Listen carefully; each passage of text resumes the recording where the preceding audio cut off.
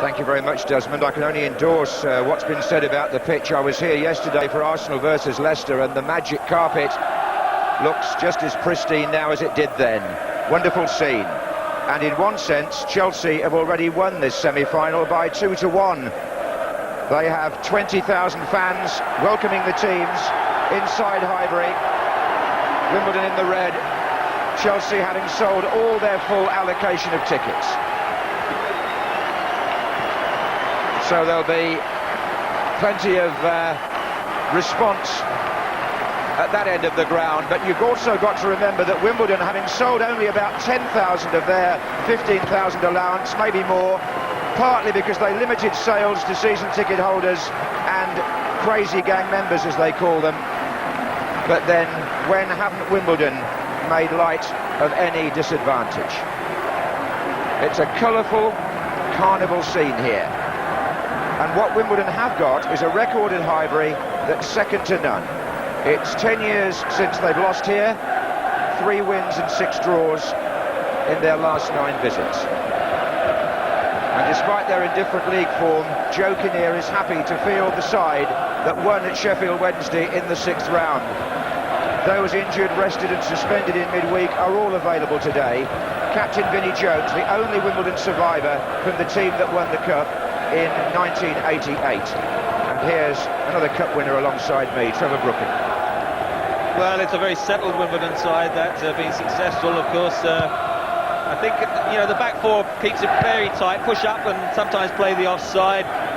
Certainly Gal and Okuku have had super seasons, but I do believe that Earl and Leonardson, who joined from midfield, Earl who scored in each of the previous rounds, if they are going to win Wimbledon, I think one of those could be on the score sheet.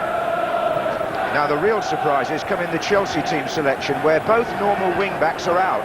Dan Petrescu injured, Scott Minto dropped to substitute. Erland Johnsen comes into the defence, and there are places for Craig Burley and Eddie Newton. Mark Hughes, the Cup campaigner who seems to always do well on these occasions, has been past fit. Gianluca Vialli is on the bench. Well, it looks like a selection to battle against Wimbledon. Leboeuf is a spare man, then 3 sort of markers to compete.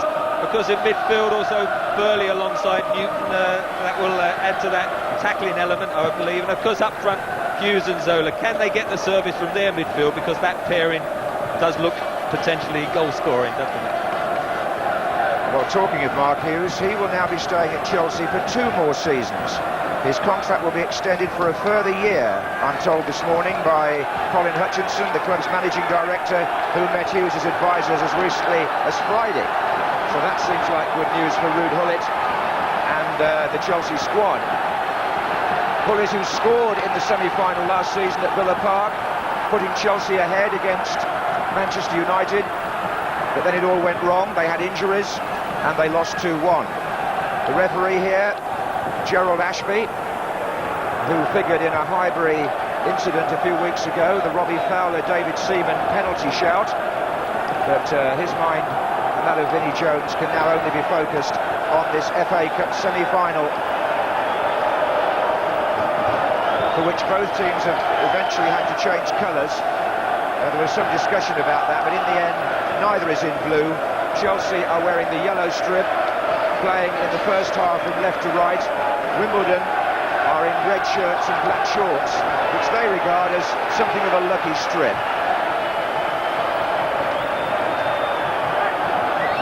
And away we go for the right to play at Wembley in the FA Cup final.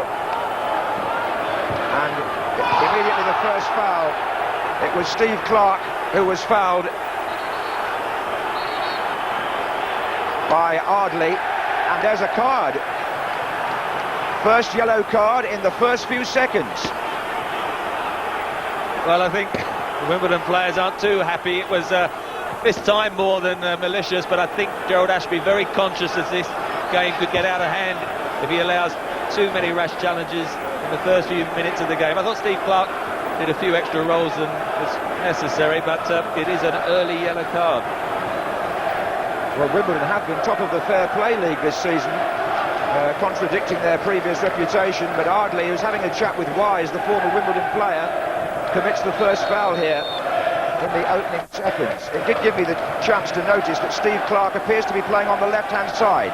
Yes, I think it is going to be a sort of almost a flattish back four, though LeBoeuf will be the spare man, so Steve Clarke, who's been playing one of the central defenders, is almost going to be a left back today. Now the right-hand side here, we've got Sinclair and Burley in front of him. That's how Chelsea have started. That's too high for Zola. Robbie Earl, number 8 for Wimbledon. Foul. Zola picks him up.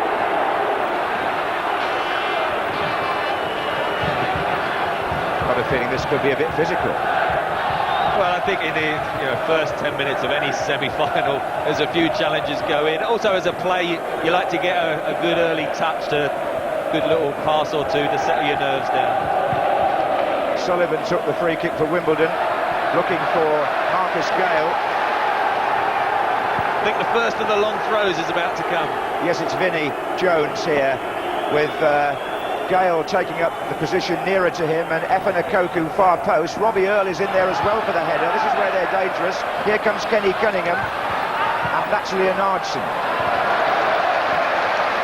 One other point is that Chelsea have named a substitute goalkeeper among their three, young Nick Colgan. Wimbledon haven't. Well, it's a gamble, because in the FA Cup you only had the 3 substitutes. Joe Kinnear has decided he might need extra options out on the pitch, and Ruud Gullit has just thought about that dreadful possibility of an injury to the goalkeeper, so he's only got sort of, well, I suppose Vialli and Minto are the 2 on the pitch, but Vialli would be the one that perhaps if they went down would definitely come on. Chelsea had a funny old season when it comes to goalkeepers, but Frode Grodos will be hoping to put all that behind him today. That was Vinnie Jones, the free kick been given in Wimbledon's favour. And this is where they are ominous, when they pack those fellows in near the penalty spot. Ekoku, Earl and Gale, with Vinnie Jones going in to make the 4th man. It needs good marking here. It was Erland Johnsen, back in by Cunningham, and then lofted by offside. There's 2 good headers from Erland Johnsen. One was a long throw from Vinnie Jones, who's getting a few boos there from the Chelsea supporters behind that goal. And then from the free kick with Alan Kimball, who delivers an excellent ball. Another good header from Johnson, and so already showing why he's been included today. A bold start by Wimbledon. Here's Sinclair for Chelsea. He's looking for Di Matteo, and it's Kimball.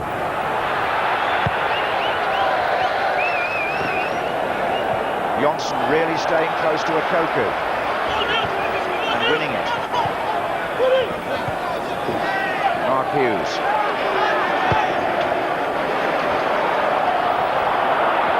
This is Øyvind Leonardson, the Norwegian. Forward by Kimball, looks for Marcus Gale, Frank LeBoeuf and Grodos. Dean Blackwell.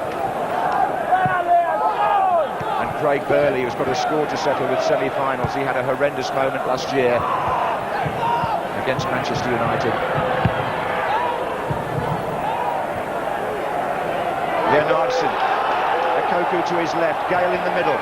This is Ekoku. Ardley's making a run in from the far side, and Vinnie Jones is well forward here. Burley helped LeBoeuf out.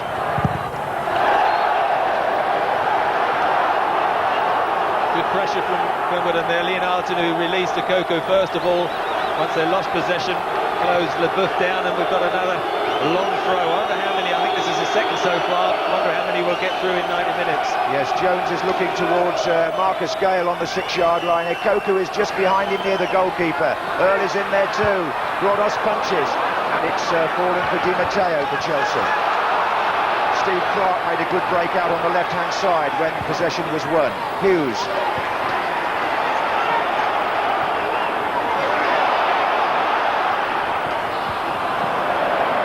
He was looking for Zola, but couldn't find him on that occasion. And a little conversation ensues between the 2 Italians there. Meantime, it's a goal kick. The second of the long throws, Grodos has got the ball now. I don't think dealt with it very well. It was a one-handed punch. It didn't get good distance. It bobbled its way to the edge of the penalty area. He's not happy dealing with those crosses. I think quite a few goalkeepers would have caught that one because it was quite a high delivery from Vinnie Jones, and that's the area that Wimbledon have to try and pick up to pieces. Headed by Kenny Cunningham, but he was shoved by Mark Hughes. It's a free kick.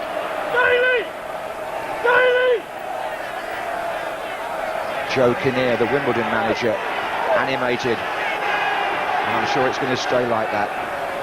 His opposite number, Hullet, tends to stay rather cool, but we'll see in the heat of a semi-final whether he can keep that expression.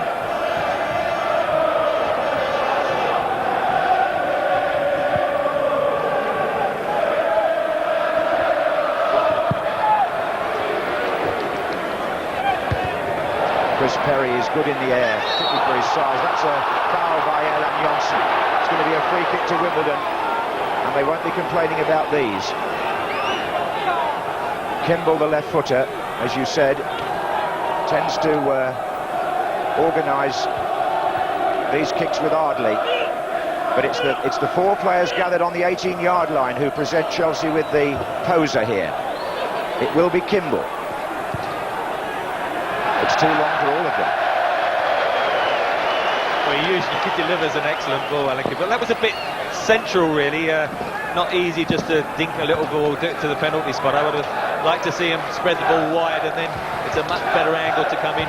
But I've noticed on the 2 or 3 crosses that have come into that penalty area, Grodus has just stayed on his line, and sometimes he makes the wrong decision. Well, perhaps he's just decided today to stay on his line all the 90 minutes and let the defenders compete. Well, we'll see as it unfolds, but certainly Wimbledon have had more of the play so far. That's Chris Perry.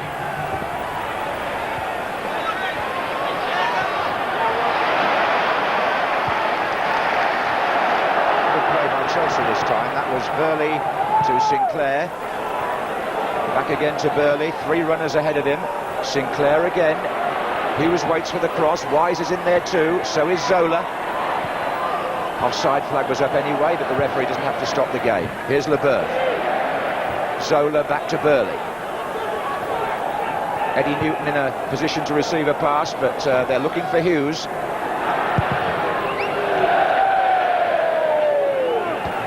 There's a little bit of possession Chelsea have had. And it's the contrast, isn't it? Wimbledon knock it forward very quick and early. Chelsea like a more patient build-up, and they've got to get a few touches and 1 or 2 of their players come into the game.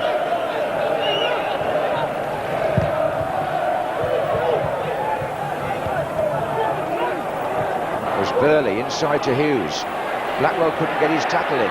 Hughes across to Clark, the longest serving Chelsea player. He went off injured in last year's semi-final, I recall. Now Eddie Newton.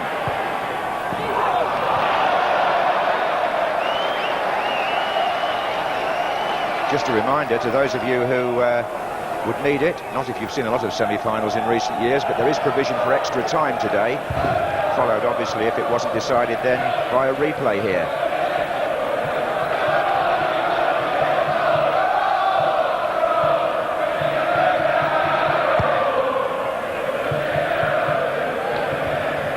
Well, Johnson started very firmly there against Ikoku. This is Hughes. And now Burley. Zola's made a run down this side. Di Matteo's up in the middle with Hughes. And here comes Di Matteo now. Hughes and Wise are far post. Away by Robbie Earle, but how far? Needed another helping touch from Vinnie Jones, but Chelsea still have it with Sinclair. Hughes has got his arm up for a diagonal cross. Here's Zola. Leonardson. Marcus Gale. Surrounded by yellow shirts. Wise.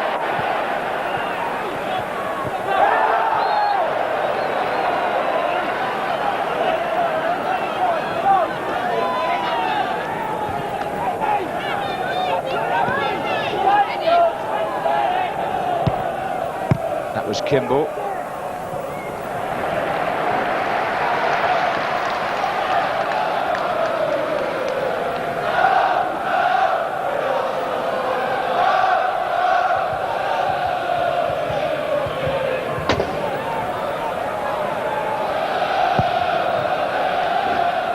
Rodos with a real rangy kick towards Mark Hughes, and Hughes just spotting the header back, which was safe enough by the Wimbledon captain Jones.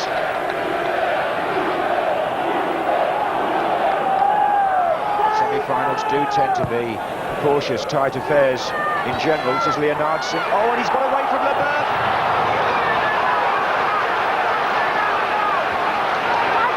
Looked dangerous, isn't he, down that side, Leonardson. Good ball from Kimball. I think Chelsea mustn't allow him a free throw out as they did from Neil Sullivan, because he delivers a good ball. Leonardson turned Leboeuf and just got the shot blocked, and it trickled through to Groders. But at the moment, definitely Wimbledon have an edge, I think.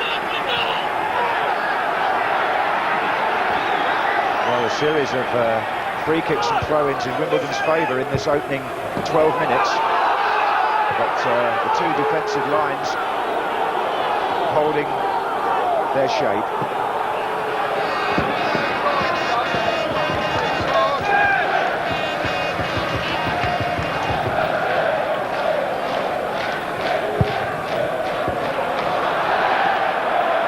And he's getting length on his kicks, Groders, but not much direction there. At the moment, I mean, it is difficult. Chelsea like to get the ball down and pass it on this top, but when you're playing against Wimbledon, your rhythm is so disrupted by the way they play, and you actually get dragged into knocking balls long yourselves, and that's what Chelsea mustn't do. That was good play by Marcus Gale, but hurriedly cleared by Leboeuf. Di Matteo finding Burley. Chelsea have 4 players ahead of him here in attack. Sinclair, Di Matteo. Zola starts to make a run, then has to check because the ball didn't come. Instead, it's a Koku for Wimbledon. Robbie Earle to his right, and now Leonardson. Kimball. And that's going towards Koku on the far side. Johnson won the header. Ardley is up. Koku again. Here's Gale. And Leboeuf. Chelsea player down injured. Frank Sinclair.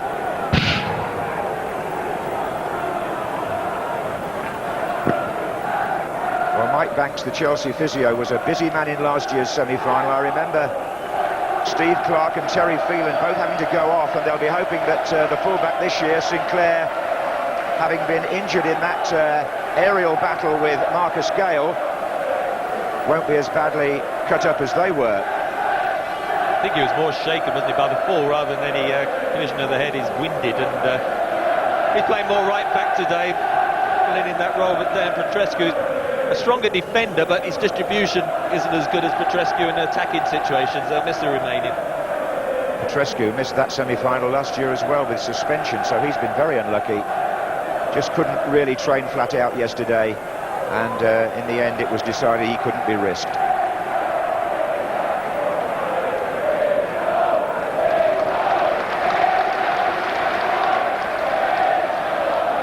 Mr. Attenborough there with the hat, a keen Chelsea supporter. I've seen Sir Richard at quite a few games over the past few years when Chelsea have been in action.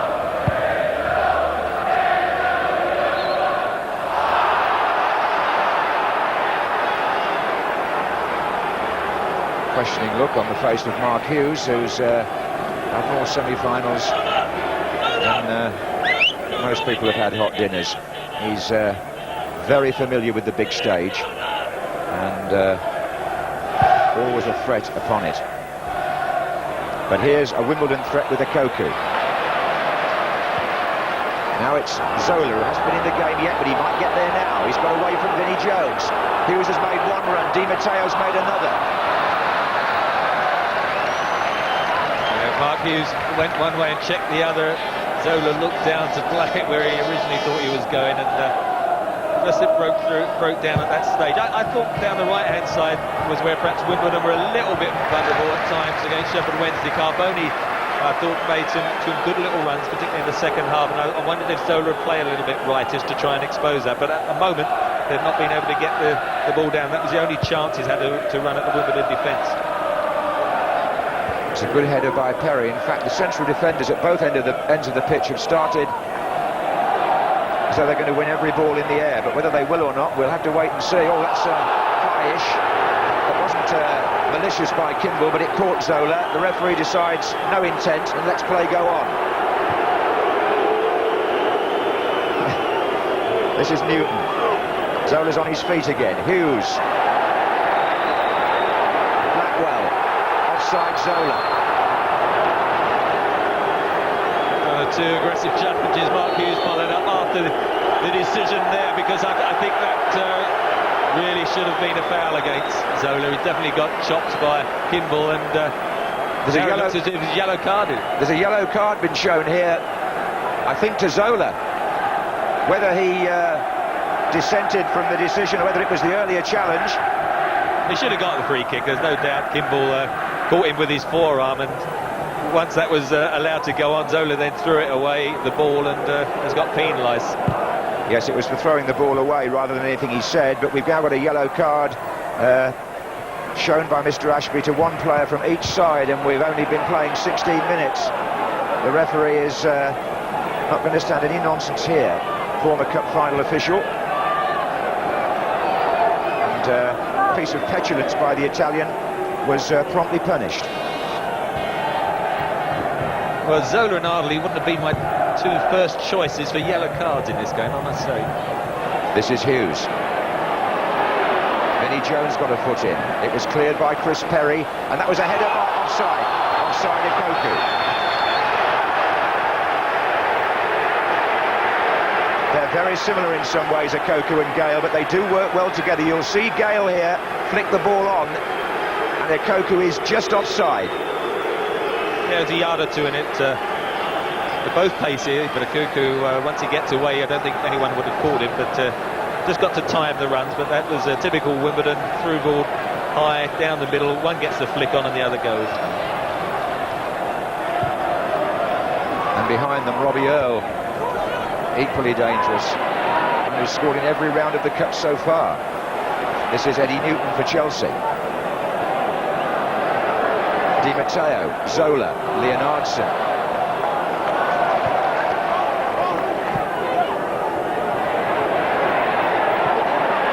Well, it's a bit like catch-up at the moment. One team gets the ball and the other side promptly gets it back, but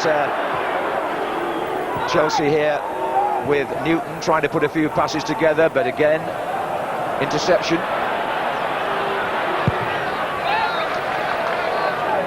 And this time, Gale's flick doesn't reach Koku.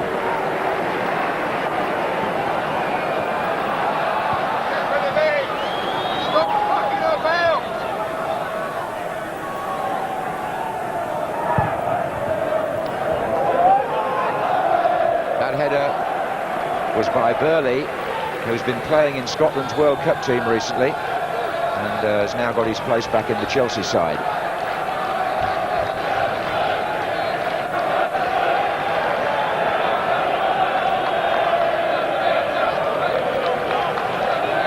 It's all a bit cramped and crowded, isn't it?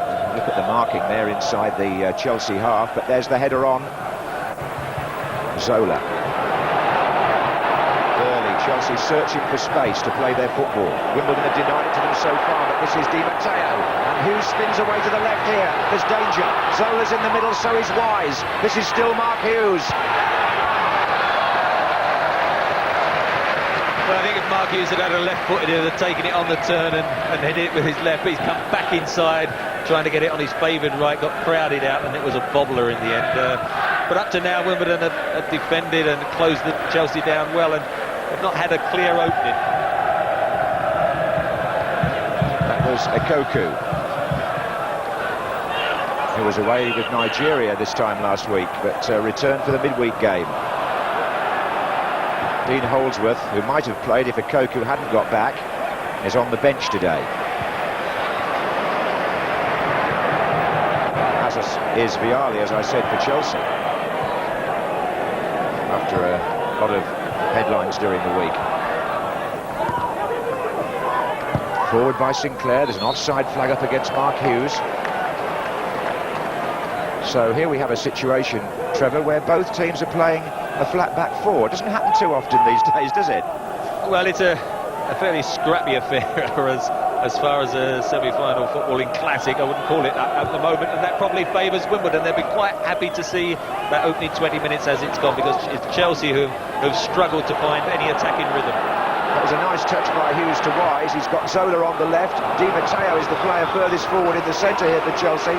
Cunningham is up against Zola. Di Matteo makes a run again, so does Hughes. Newton. Back again to Zola. Survives the tackle. Wise. Clark out left. Hughes jostling for position in the middle here. Newton again. Di Matteo spinning away to our side of the pitch. Burley. Clark. Turns away from Ardley. This is Wise. Still got Clark outside him.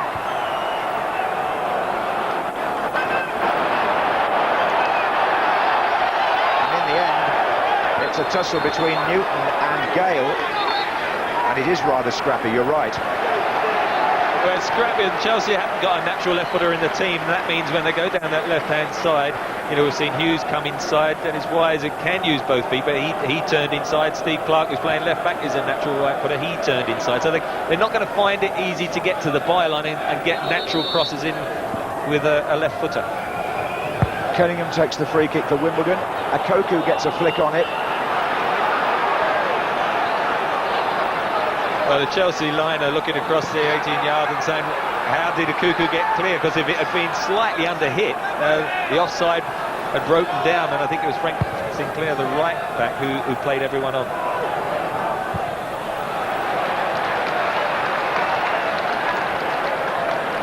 This is Chelsea's fourth consecutive semi-final of one sort or another. 3 in the FA Cup, 1 in Europe. And reached one final, that was in 1994 when they lost to Manchester United.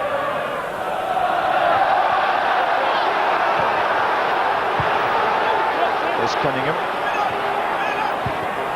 So Wimbledon can say that they've won the FA Cup more recently than Chelsea, who last won it in 1970 against Leeds. The thing about having two sides playing more or less a flat back four is that, you know, they like to squeeze up once the goalkeeper's got the ball, and so that means we get that situation where you get sort of 20 outfield players cramped either side of the halfway line. There's very little space then for the ball players to get on the ball and try and have an influence. There's the classic viewpoint. Yeah, try and find a bit of space in that lot there. Point proved.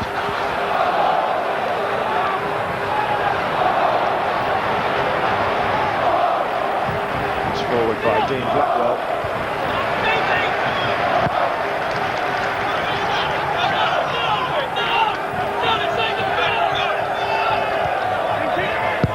In by Kenny Cunningham. That ball, was it? No. Referee is letting this go whenever he can. It's a bit of a dive in by Leonardson on Newton, but Chelsea did very well to work that ball out with Wise. He's got 2 to his right and 2 ahead of him. Sinclair, it's Wise with the shot. Sinclair to his right was screaming for it. Wise just gives him a look. Well, Vinnie Jones and Oivind Leonardson were less stranded upfield. They had an extra man. Dennis Wise used the overlapping runner Sinclair. Got his shot on target, but was straight at Sullivan. A comfortable save.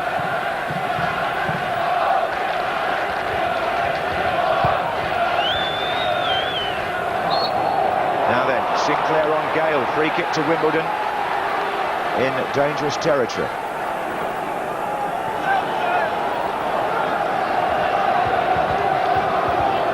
Chelsea will try and hold the 18-yard box. They don't want to creep too far back on Grodus. Now Koku has taken up the furthest position on the far side, marked by Erland Jonsson. Starts his run now. And so does Vinnie Jones. Oh, and Grodus did well. Blitz come out to Cunningham. He had 2 players coming in on him, the goalkeeper, Marcus Gale. And that's floating to safety. Well, that was a test for the Scandinavian goalkeeper. He was reluctant to come, but he had to come. They were onside. This time a right footer from Ardley. They've broken the offside, and if he hadn't come and got that, as you could see, Akoku and Jones were in there. Good goalkeeping. That might have done him a lot of good. Hughes, Burley, Wise creeping up on the far side of the area now, beyond Hughes. Di Matteo's in there too. Ardley for Wimbledon. Leboeuf.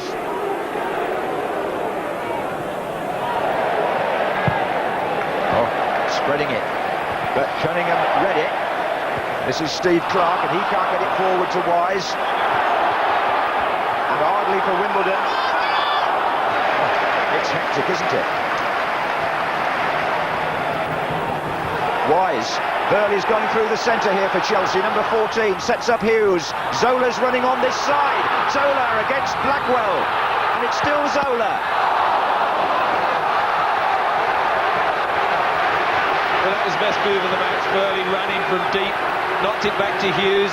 Zola then got released. There's the ball from Hughes. He accelerates then past Blackwell, wrong foots him, who commits himself to block it, and I think then he should square it to Dennis Wise. That's a tight angle to beat Sullivan, and Dennis Wise was facing the goal. That's a Koku tumbling with Sinclair. Well, Zola has squeezed those shots in before at the near post, hasn't he? I think he just fancied trying to surprise Sullivan there. They're great when they go in. I mean, you know, against Manchester United, of course, he came inside, didn't he, and made a much better opening angle to put the ball in at the near post. There he was much narrower. Dennis Wise has run a long way to come into the 18-yard box and should have got it squared. You say that, of course, when he actually has had the shot saved, but it would have been a bad goal for Sullivan to let in.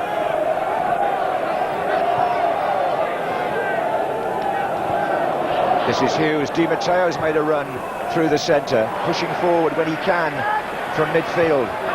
Clark and Wise still trying to get something going over on the left-hand side. That's Wise's ball into Zola. That's a better little spell from Chelsea. Better build-up, more controlled and more threatening. And it's a warm day, and that's why I think over 90 minutes it's going to be very difficult to Wimbledon to run and harass and close down Chelsea for all that time. And the longer the game goes on, a little bit more space might develop for the likes of Zola. Well, Robbie Earle hasn't got into the game yet in midfield. He's being shadowed really by Eddie Newton when Wimbledon come forward. They know all about his goal potential. This is Burley. Just took his eye off the ball. He actually is a spare man. Craig Burley's a good outlet for everyone, because Sinclair's picking up Leonardson when he runs from midfield. As you say, Newton's on Earle, and that means Burley has got the space for Chelsea, and Kimball probably on this side has got the space for Wimbledon. Let's see who's more effective at using it. There was a little bit of a cheer went round the ground there. I'll tell you why in a second. This is Gale looking for a chance against Johnson, who was sound again. Now it's Ardley. Cunningham's moved forward into the Wimbledon attack. They've got plenty in here now. And there's Robbie Earle, trying to emulate those who scored in every round of the FA Cup. It hasn't been done right through to the final since Peter Osgood for Chelsea in 1970. But Robbie Earle has been one of Wimbledon's scorers in every round so far. He's got terrific spring, and although Eddie Newton's right next to him, if you've got a duel like that, I think Robbie Earle will win most of them. What Chelsea have got to make sure that they don't allow Neil Ardley to get to the byline and cross the ball in that dangerous situation like he did on that occasion. The cheer that went up was because, that's offside, was because Vialli had a little trot down the touchline, so I'm certain only just to keep loose, but there's been so much attention focused on this man this week, Gianluca, sitting next to Ruud Gullit, so they've obviously formed a bond of some sort. Here's Robbie Earle. Koku is on that side as well. This is Ardley. Leonardson joins Gale in the penalty area for Wimbledon. And Ardley does well. And that's tucked back in straight to the goalkeeper. Neil Ardley coming across the 18-yard box there, came inside Dennis Wise. Then Clark was just a bit wary of going in on a tackle and giving a penalty away, but nothing came of it. As yet, you'd be hard pushed to recall what you'd say was a clean scoring chance after half an hour. One or two. Is it Burley coming up on the right-hand side? One or two might have been, but Chelsea here have a corner. It's their first, and Erland Johnsen and Frank Sinclair will come up. And we've talked about Wimbledon at set plays. Chelsea have one or two six-footers in there.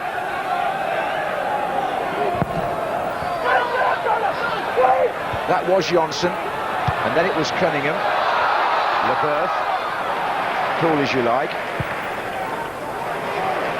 to Zola. Hughes makes a run across, he's offside. Yeah, had to go in earlier there. LeBeuf, we just saw, his strength. He got hold of it, switched the play to this right-hand side, just got held up, and Wimbledon do hold that 18-yard line well. And once Mark Hughes went into the penalty area, the old flag was up.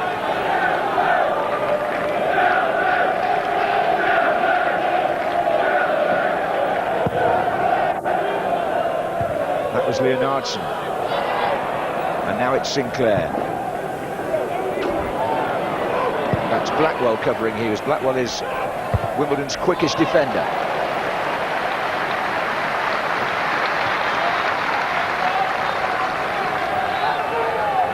Oh, just over half an hour gone, and you can't say either of the sides have had the advantage in this opening period. It's very, very congested, tight, and chances isolated.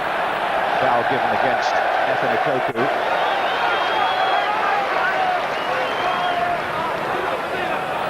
Now it reminds me of many semi-finals gone by where there's not much to choose between the teams, and they're often, or have often, been settled by one moment of inspiration or aberration, or at times good fortune. Forward by Sinclair. Here's Hughes. This is Eddie Newton for Chelsea. Again, Wise taking the left side. Once more it's Newton. Zola sets up Wise. Di Matteo running on this side of the area. Jones plays it back to Kimball. Forward by LeBeuf. Now Wimbledon have got to backpedal. Hughes is up. Here comes Newton. Cunningham and Earl. Ardley. And here comes Marcus Gale. He's got Okoku with him. He's got Leonardson in the centre. That was good control by Gale on the left foot. And Ardley comes up in support. Okoku waits for a cross, so does Earl. As Craig Burley got back very well for the header. But the offside trap was broken again. I thought Marcus Gale might have been fractionally offside. Okoku was running through, but it was Gale who received possession. And at the moment, once or twice, just the new look back four has been caught with somebody playing one of them on. That was Steve Clark. And that was Craig Burley. Now, further examination of Chelsea in the air. Sinclair wasn't challenged, actually. Able to get it away, only as far as Chris Perry, who dutifully lofts it back in similar fashion. Just needs somebody to try and get their foot on the ball and create something, but the way the match is being played, it's far easier said than done. Well, it's not easy to get your foot on the ball when the ball's up in the air most of the time, and that is the problem. I mean, as a footballing spectacle, it's poor quality, but it's a case. History will look back. Whoever got through the semi-final, they won't remember perhaps what the quality was like, and the prize, of course, at Wembley in the FA Cup final is great. This is Di Matteo for Chelsea. Wise has gone to his right now. Hughes is in the centre. It's Dennis Wise. A couple of players losing their footing there. Burley gets it back from Di Matteo. Thought about putting it in early. That's a better ball to Wise. He's got Zola and Hughes to his left. Flags up for offside against Mark Hughes.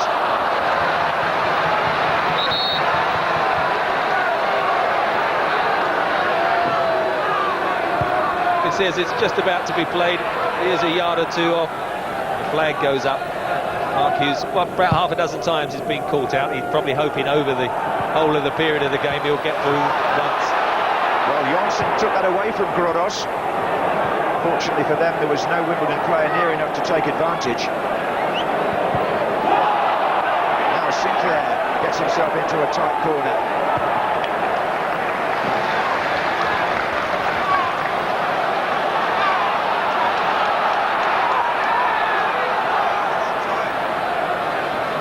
Now 35 minutes has gone by. Neither goalkeeper extended.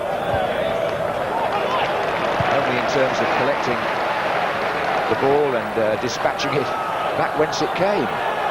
Here's Kimball. And that's offside against a coach. We're so used to seeing teams play with wing-backs and 3 central defenders this season, Trevor, that suddenly you get a 4-4-2 on both sides and everybody pushing up, and it's joking here there. It's really not easy for the forwards. Anyway, here goes Hughes. He's onside this time. He's got Burley outside him. Zola is there coming in, so is Wise taken away from him by Cunningham. Well, it was a good cross, but when the 2 people in there are Dennis Wise and Zola, I don't think a high ball's the answer. I think it's better driving it across the face of the goal low. Steve Clark.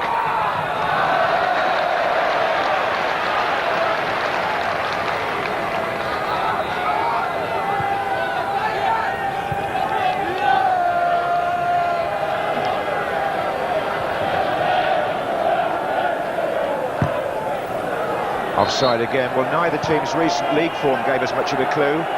They've both been below their best in the Premiership, and there's not much of a clue here today, but there's a man who once wrote his name in Wimbledon history, Loris Sanchez, scorer of the goal in 1988 that beat Liverpool. Didn't want to remind Alan Hansen about that. Yeah, the old Wimbledon lads reckon he looked more like an ice cream salesman today with that jacket.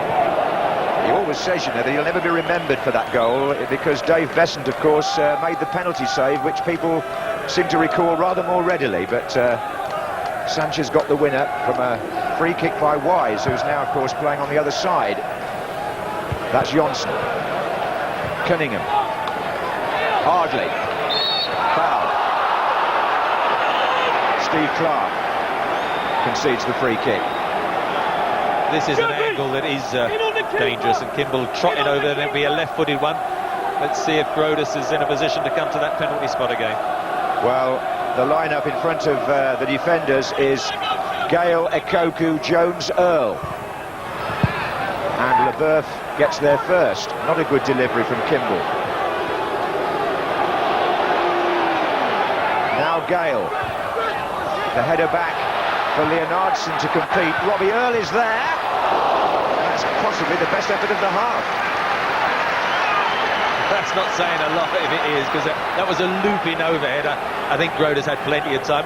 Good early throw from Vinnie Jones. Gal heads it back across, bobbles around and bounces, and this is when you just got to compete, and Grodus was always going to comfortably take that. Yes, my comments said more about the half than about the shot, Trevor, I'd agree. But here's Ekoku trying to press Leboeuf. And now Burley. Well, they haven't got much joy down either flank, at either side. This is Di Matteo. Stalemate, really. Cunningham. Earl's made a good run now. Marked by Leboeuf.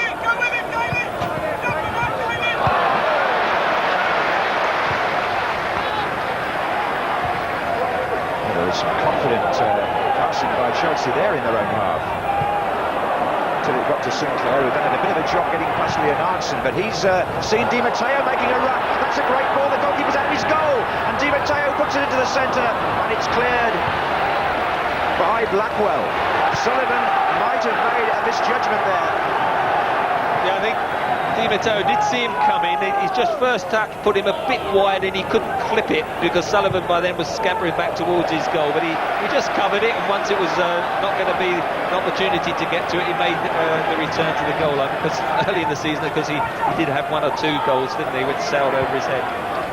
Signs that Chelsea might be getting their passing game going. This is Sinclair. It's Di Matteo. No, well wide. That was a good chance. He should have done better than that. Player of his quality. They're just finding that little bit of space, and over a period of time, with the weather as it is, they should do that. Look at that. He's not under pressure on his right foot. Should hit the target at least. As a spectacle, the game does need somebody to get a shot in the right direction now. On by Jones. Leonardson. Leboeuf.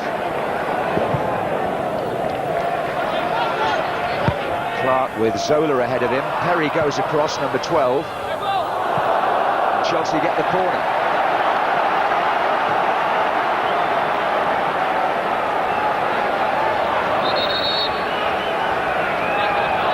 Wise and Zola are over by the flag. Sinclair has come forward with Motson. Burley's there too.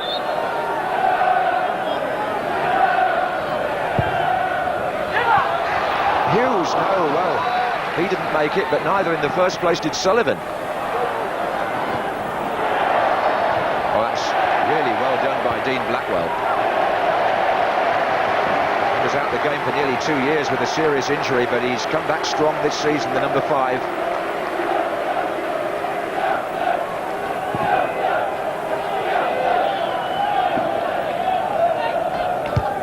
Header by Gale.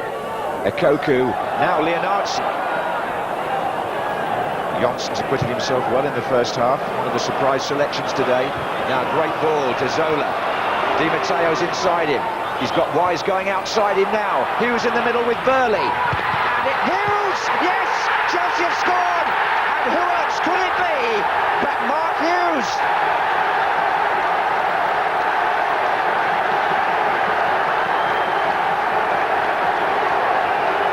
Was injured in the scramble, but here, as Wise puts the ball in, Burley goes in first, it drops for Hughes, and Chelsea take the lead.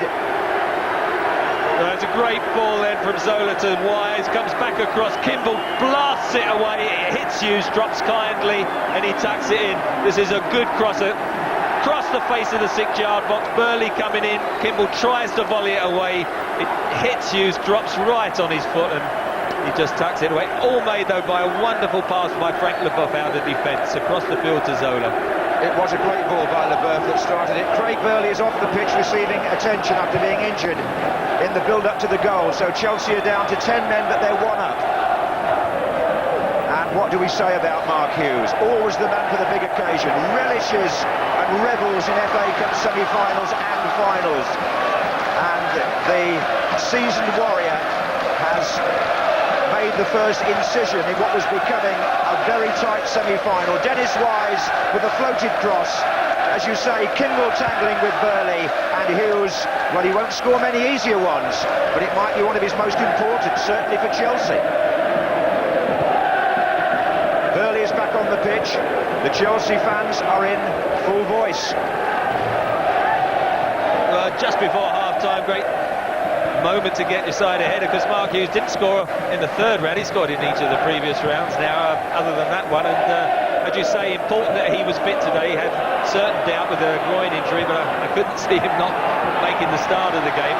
And now, of course, Wimbledon have just got to rethink, and usually in these situations, I wouldn't be surprised me early in the second half Joe Kinnear could then put Dean Holdsworth as a 3rd striker and play 3 up, and be interested to see if he does it straight away at half-time or waits to see the opening 15 minutes of the second half. But I think Holdsworth will come on fairly early. That'll be going through Joe Kinnear's mind, certainly. Just a little cautionary reminder to anybody supporting Chelsea that they were 1-0 up this time last year in the semi-final against Manchester United. Pullet will remember that because he scored from Hughes' cross. And they lost 2-1, so there's a way to go yet. Wimbledon have a free kick coming up to half-time. Chelsea now need to assemble their defence. Kimball puts the ball down. Jones joins the 3 in the middle. Blackwell comes up as well. This is Dean Blackwell now.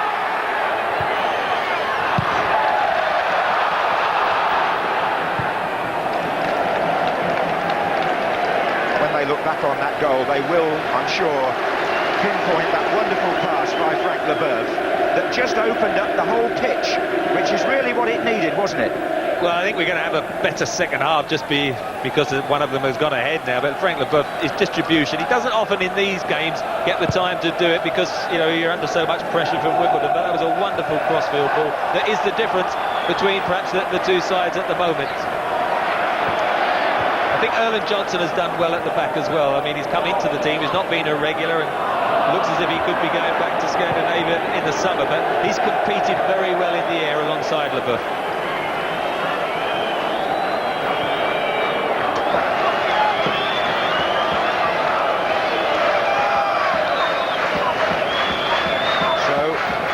first strike goes Chelsea's way, and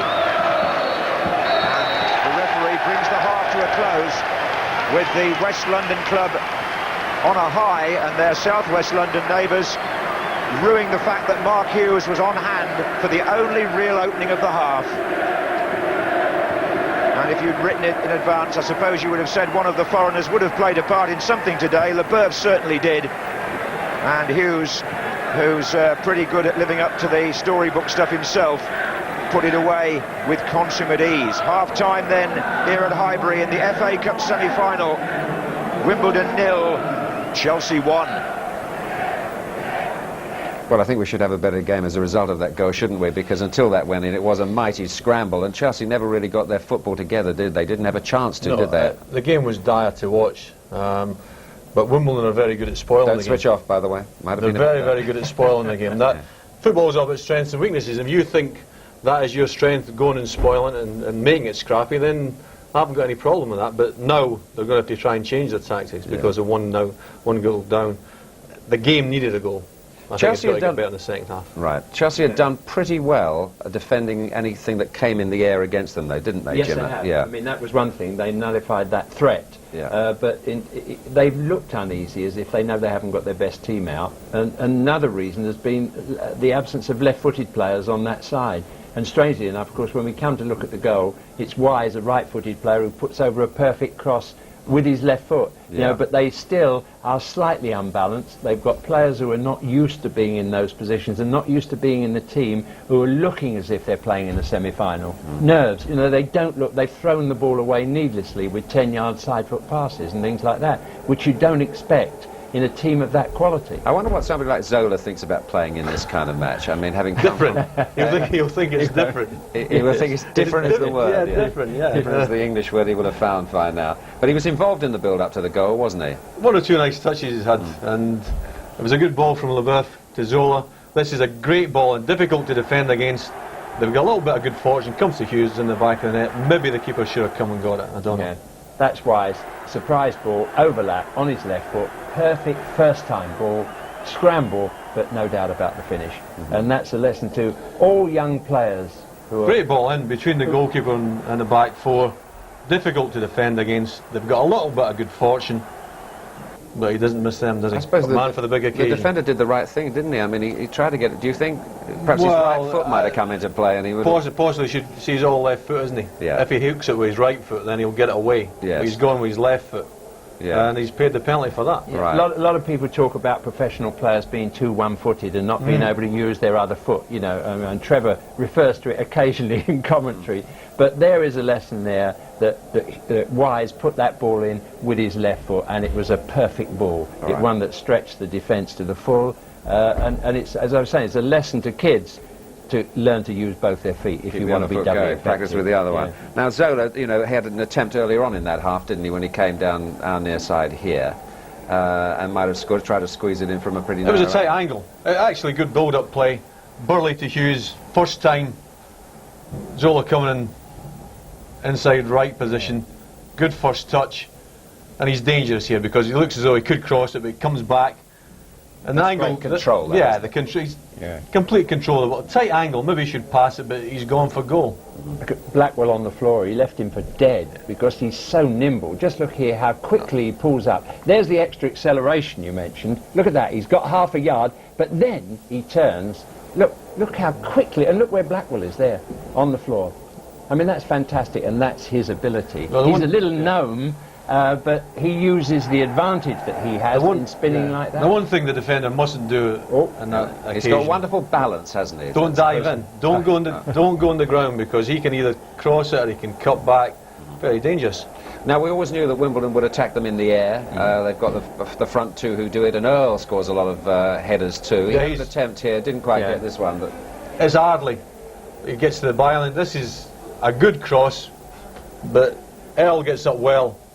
Good spring, but he's a bit too far out, and it's a good bit over the bar. He's had a quiet game. Up to then we were wondering where he was, weren't we? And that was the first time he actually got into the action. And it wasn't really in a position, I think he'd do well to beat the keeper from that situation out there. But I mean, that's their ineffectiveness. Chelsea have defended very, very well indeed, and Wimbledon have played like a team who have not got confidence, you know, rising from recent victories and things like that. They don't appear to be at their best, and they're not terrorising Chelsea. Okay. Now Zola got booked.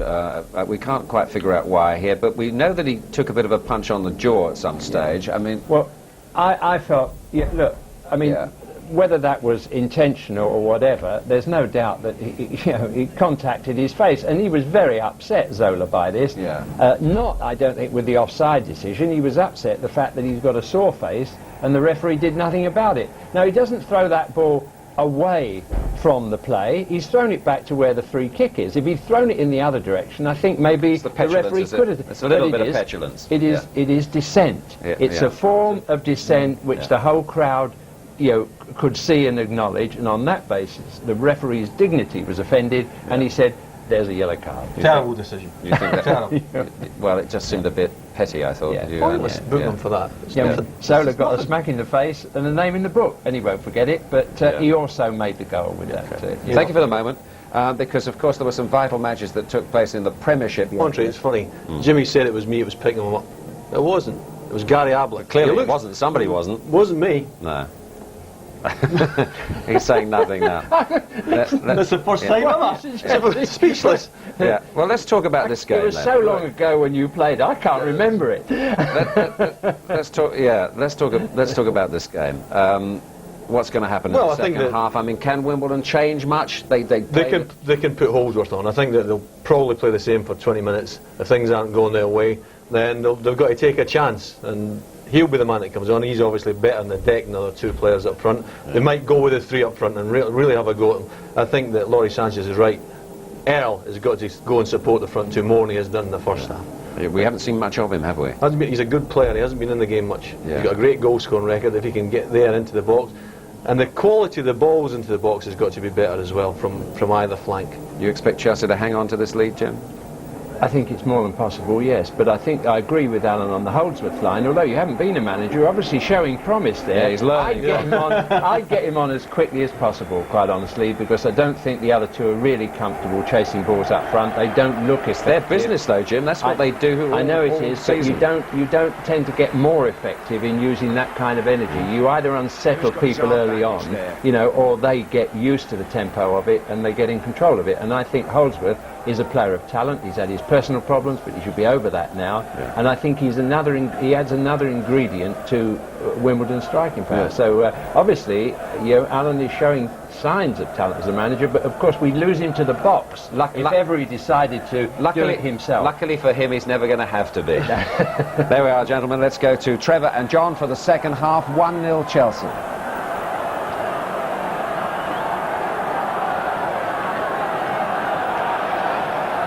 Well, we may or may not see Dean Holdsworth, but the fact is that Efe Nkoku will start the second half with his right arm heavily bandaged after a collision with a Chelsea player in the opening half, and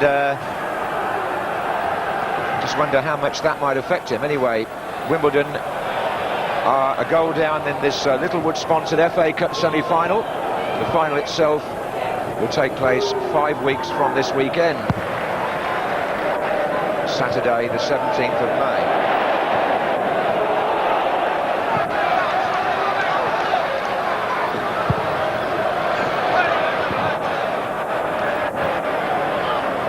That was Vinnie Jones going in fairly strongly with Di Matteo, who's down.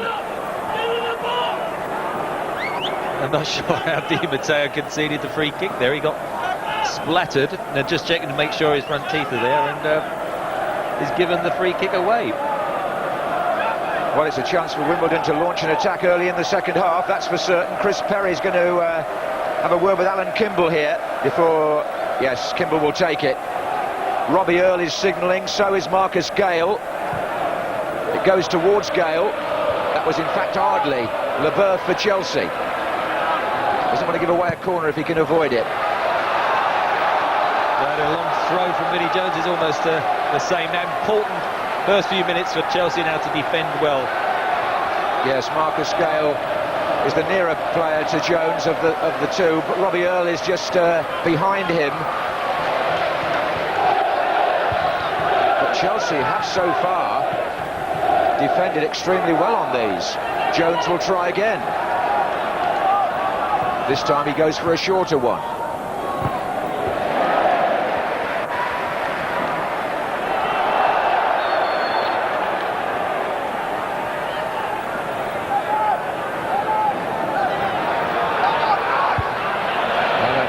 Away from Gale. Jones once more. Decent cross. The Koku's at the far side. Goes towards Leonardson, but Dennis Wise was there for Chelsea.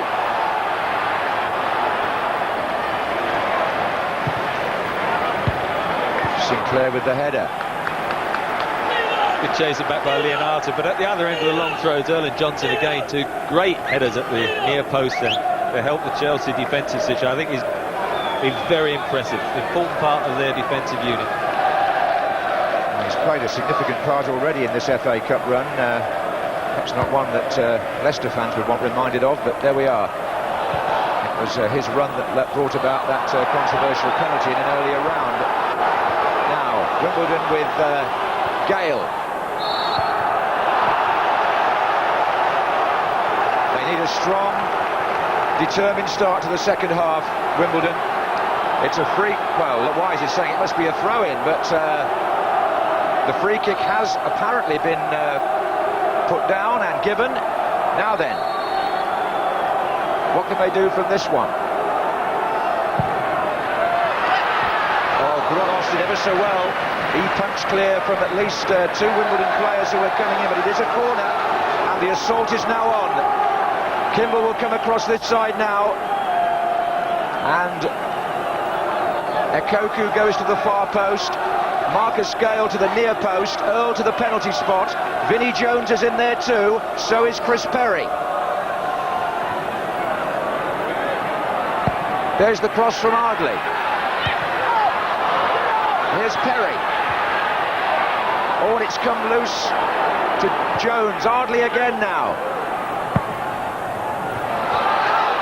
The flag was up there. The flag was up even before that cross came in. Leboeuf has reacted, had a pushing and shoving affair with Gale and Ekoku, but the whistle went well before that. There was a flag up on this side, probably for an offside, but Leboeuf didn't know that.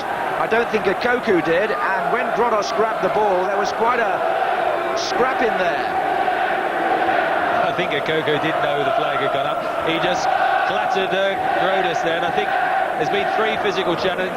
Vinnie Jones on Di Matteo. Over the other side, Gal then had a go at Sinclair. And now Ekoku has also just clattered into the back of Grodas. And I think that team talk of half-time was a suggestion from Joe to get in amongst the opposition a bit more.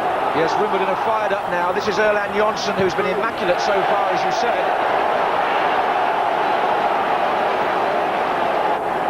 Jones just went a very short one. It's a corner to be taken by Ardley, or is it going to be Kimball, because the two of them combine on these. Kimball, who will try the in-swinger again. Jones in the 6-yard box. Ekoku was up with Perry, and there's the overhead kick, which the Wimbledon captain attempts, but sends some way wide, Vinnie Jones. Well, there would be no holding Vinnie Jones if it ended up with this scissors overhead. Got in the right position, didn't he? The end product not quite in keeping with it, but definitely good early pressure from Wimbledon, and this will got to sustain it now, because Chelsea can't just sit back on a 1-0 lead. They've got to go forward and try and get the second. This is Mark Hughes! As you spoke, he nearly produced it out of very, very little. A screamer from Hughes. A screamer was the right description. That's 30 yards out at least. He hit it very well. Always just over. If it was just under, I don't think Sullivan would have got to it. He hit it that well. So the header on here is by Gale. Wise for Chelsea. Zola. Ardley for Wimbledon. Ekoku.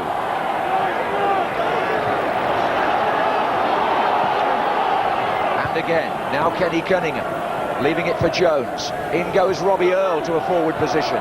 Leboeuf wants it to run, the linesman says it did, it's a goal kick. Robbie Earle trying to get forward in those positions into the penalty area. I think Neil Ardley's done quite well down the right-hand side. Normally, he's the one who makes way for Holdsworth when they're going to play 3 up, but I think he's done quite well, put some good crosses in for the run.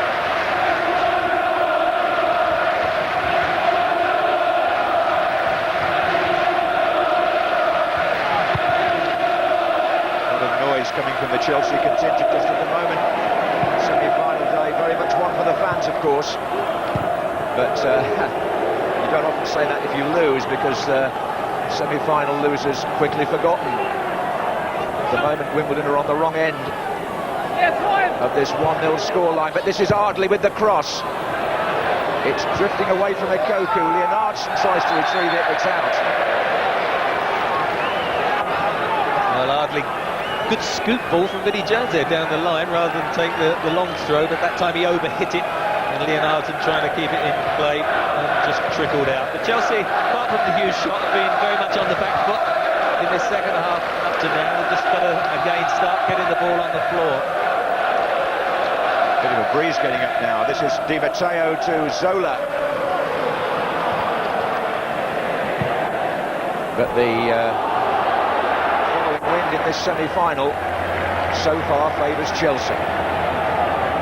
Rodos, who's been under a lot of examination after the 2 recent matches, has performed bravely and sensibly in goal so far. Foul by Blackwell on Hughes. A breather for Chelsea.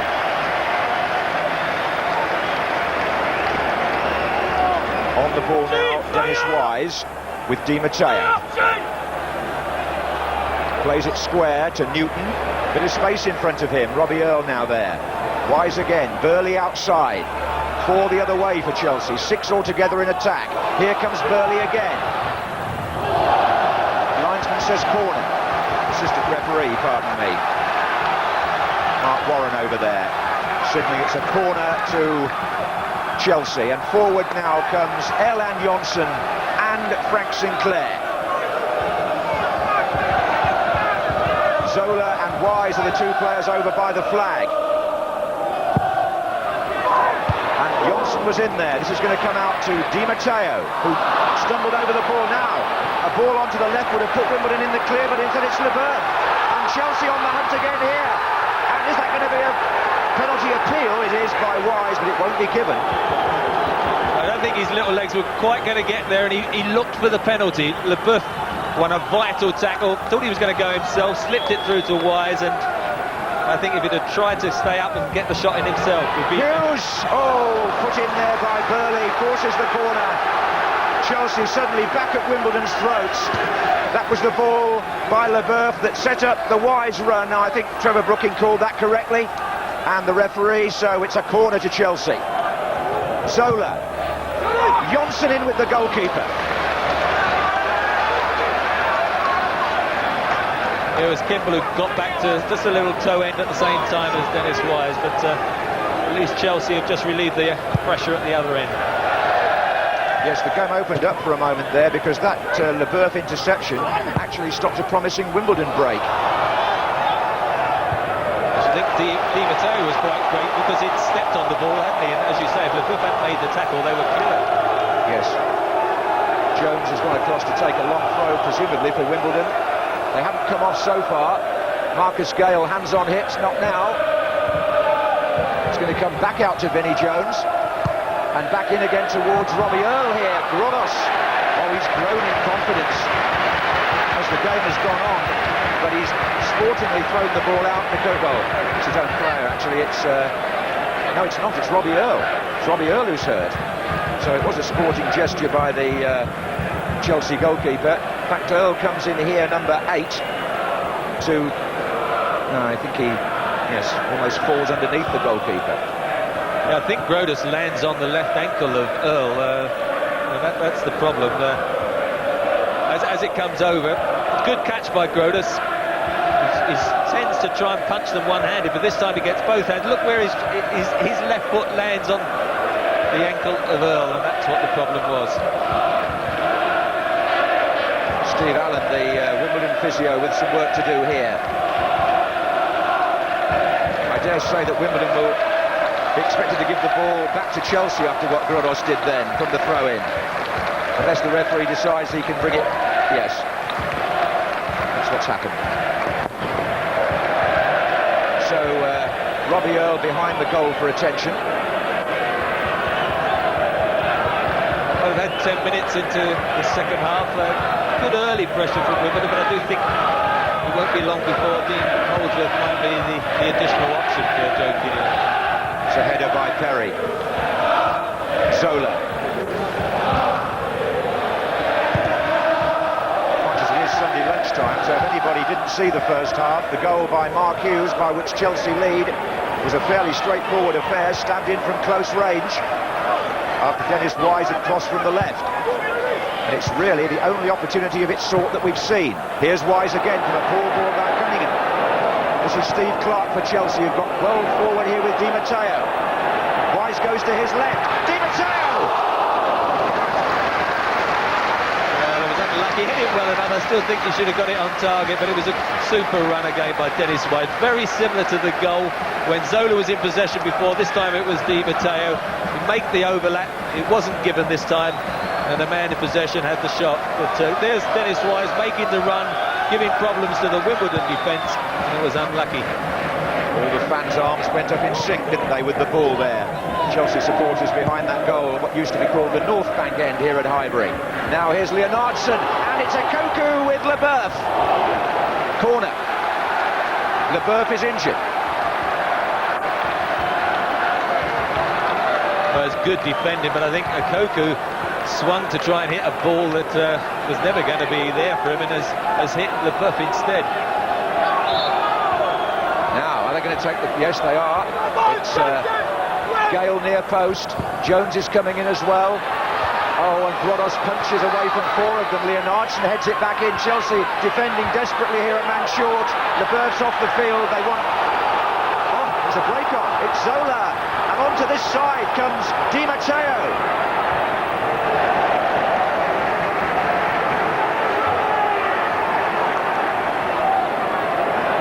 Leboeuf is still off the field as Chelsea take the throw. This is Clark. Wise just inside him. Craig Burley up on the far side. Here comes Mark Hughes against Blackwell. This is Zola. This is Eddie Newton. Burley wants it again. It's still Burley. Now it's Newton. Leboeuf has come to the halfway line, trying to get back onto the pitch while all this is going on. Wise.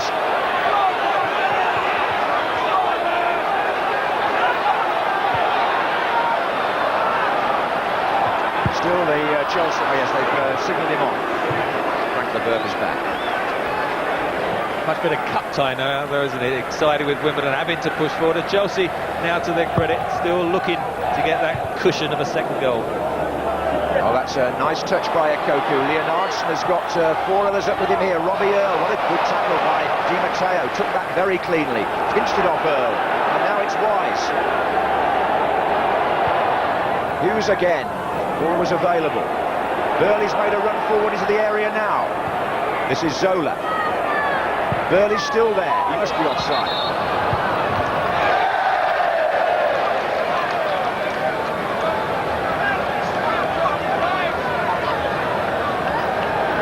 Apparently, Koku's bandaged arm is just sore. It isn't a serious injury, so he's apparently still got full mobility. But whether that goes for Wimbledon as well, we'll have to wait and see. They're one down here in the FA Cup semi-final. This is Leonardson for them, to Cunningham. Chelsea's back four are in position. It's Erland Jonsson coming across. Jones may want to claim this, or will he leave it to Ardley? Captain insists it's his prerogative. There's an attempt to make a substitution on the far side by Wimbledon, but looking at where Mr. Ashby is, it may have to wait. Jones will take the throw. And it's Cunningham. And it's Cunningham again. And he went over Clark, kept his feet somehow. Johnson and Burley headed it out in the end. Hughes, well, that was a dangerous moment for Chelsea. And here's Zola. They're getting a bit more space on the break now, Chelsea. It's going to be Wimbledon who will make the change when the ball goes out of play.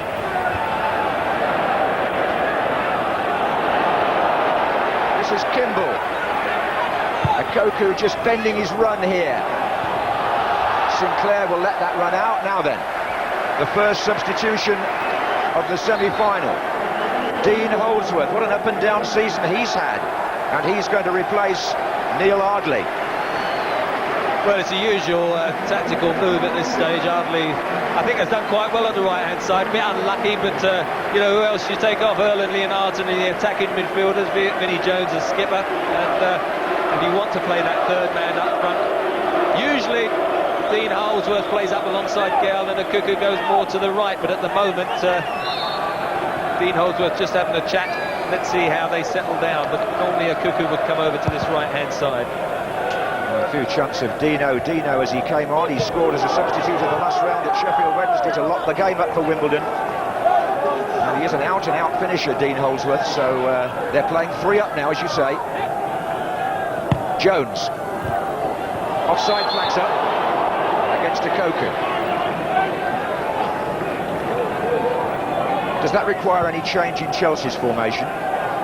Well, I think Ruud Gullit will have a look at it because, of course, they've only got a back 4, and they might need a bit. Johnson and LeBeuf are the 2 central defenders, but Sinclair and Clark both played central defence as one of 3 this season, so they'll be quite comfortable to tuck in and almost do without one of the fullbacks.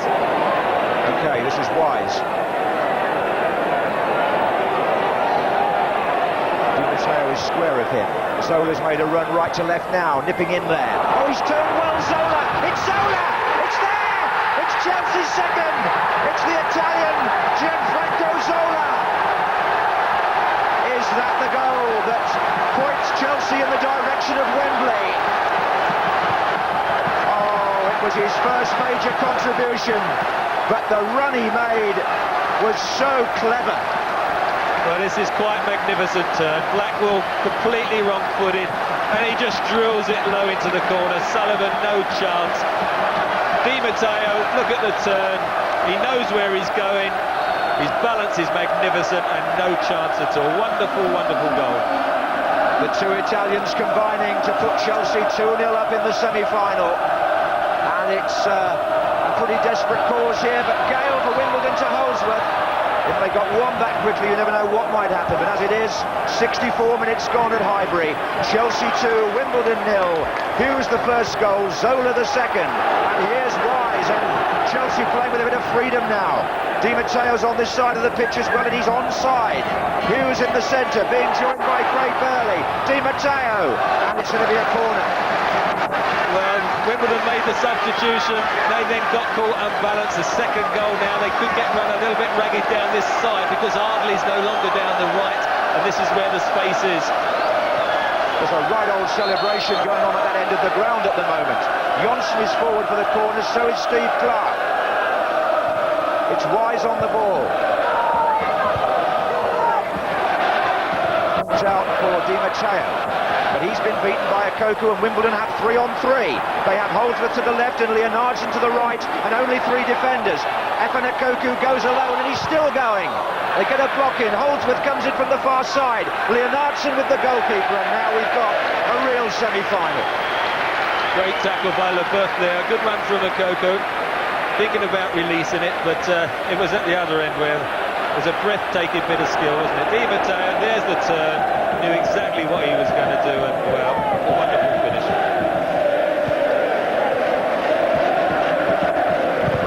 Well, that gives Zola, like Mark Hughes, 12 goals for the season. They're now joint top scorers, the 2 who'd scored today. And when Zola arrived, after the season had started, here's Hughes. The picture changed at Stamford Bridge. There was some cunning and some inventiveness brought to the attack. And the little run that he made from right to left really set the chance up. This is Hughes now. Di Matteo wants it. It was his reading of the situation that really put Zola in, wasn't it? It was, and perhaps the other Italian sitting on the bench, Vialli, would now realise why he's sitting there, because Zola and Hughes, I think, approved the choice of their manager. Well, they're singing the blue flag from Stamford Bridge to Wembley. Well, it may be from Highbury to Wembley for Ruud Gullit now. Gianluca Vialli looks happy enough at the back, doesn't he? Perhaps his manager has whispered to him, last 5 minutes, if it stays 2-0, I'll bring you on, and he will have a little air into the semi-final. It looks as if he's ready to come on, doesn't he? But I can't see Ruud Gullit changing it whilst this scoreline stays like this. Just a point there, the attendance is not capacity here today at Highbury. If you see the crowd in the papers, because Wimbledon didn't sell all their tickets and they can't be reallocated because of segregation these days. It rather looks as though Chelsea may have bought the ticket for the final, unless Wimbledon can produce a great semi-final recovery, which is what's required from their point of view now. It's a major mental blow, though, when you're just brought on an attacking option as substitute to push 3 up, and within 2 minutes, Chelsea go up the other end and score the second goal. It certainly has given them the initiative now, and they're looking very good. Mind you, Wimbledon do have a throw here, which Jones will take. It's going towards Gale. Chelsea have to keep abreast of all that in the penalty area. Leonardson. And here's a Koku, and Clark just let him go for a second there. In support is Cunningham, holds within the middle. And it's a Koku again. That rebounded conveniently for Di Matteo. He's got what a striding run this is by the midfield player. Zola to his left is in space again. Hughes and Burnley make ground to the far side. Offside flag is up. Well, it was close. Zola was waiting. He realised the danger of the offside, and when Di Matteo releases it, not quite the ideal angle, but I think it just perhaps he'd run a yard off. But even at 2-0 and Wimbledon pushing for, you do feel there's still perhaps another goal or so to come yet. Well, it's certainly opened up, hasn't it, in the last 10 minutes or so, this semi-final. Here's Cunningham, and this is a Koku trying to force it through to Gale, but Chelsea break it up again. That touch is by Hughes, and look at the way Zola collected that. He was 5 yards away before anybody from Wimbledon could get near it. It's still Zola, and it's still Zola! Sparkling run. Well, it's great when he's flowing in his game like this. He was shackled a lot with the physical presence, I think, of the match in the first 45 minutes, but he and Hughes now are linking up magnificently there. Well, it must have hit a defender, I think, the shot, rather than Sullivan get the touch. But it's anyway a corner which Wise has collected now from Zola. Yeah, that looked almost bound for the far corner and 3-0, didn't it? Here's Wise again. This is Eddie Newton. Short ball to Erland Johnsen in attack. That hit Vinnie Jones. It's all with Chelsea at the moment, with about 20 minutes to go. Unless, of course, Wimbledon can dig something out of their considerable mental resources. But it's all Chelsea now. Burley. And away by Leonardson. Chelsea are well stocked at the back here. They've got all 4 men in a line, forcing Wimbledon back into their own half. And indeed, even further back than that.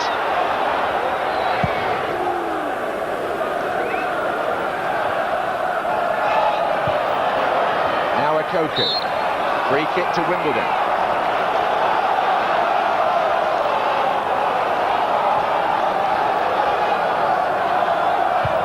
Gale closing in here. It's Marcus Gale. How well Chelsea have defended those crosses. This is Leonardson, though. And now it's Cunningham, and they're still lined up in there at Wimbledon. Leonardson feeds Cunningham again. And they've got a corner. Going into the last 20 minutes of the match, it's an important few minutes now, because if Wimbledon can get just the 1 goal back, we are set up for a pulsating last little quarter of an hour, but they do need to get 1 back now. Gale near post, Jones in the 6-yard box, Koku and Earl to come from deep. Perry's there trying to swing the overhead. Look at this block by Chelsea. Wimbledon have got players caught at the wrong end of the field. And Roberto Di Matteo has got Zola and Hughes to his right. This one's going to go to Zola. Hughes now spins outside him. There's Hughes, but Zola didn't quite get the touch on it. Robbie Earl did well, actually. He ran 80 yards to chase back with Di Matteo, because it was 3 against 2 if he didn't bother, and in the end they just shut out Chelsea, because the third goal, of course, would take the game well beyond them.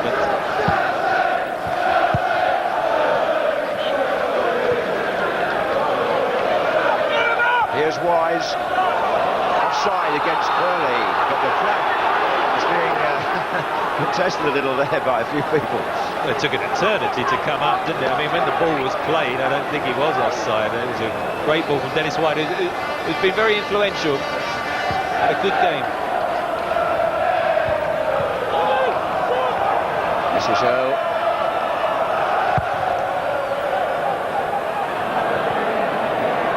And now it's Leonardson. He's got Cunningham outside him. Holdsworth now joining Koku, Earl and Gale in the middle. This is Cunningham. It's in first time by Vinnie Jones. Gruros still looking like a man in charge of that area. He's catching them now. He's not just punching and flapping at them. And no, I think the whole defence has done exceptionally well, because it has been a weakness for them all season. They must have worked really hard on it in the training ground, because they've competed superbly at the back. The Buff coming back, I think, and organising them has been important, but certainly Johnson has done an excellent job as well in the air.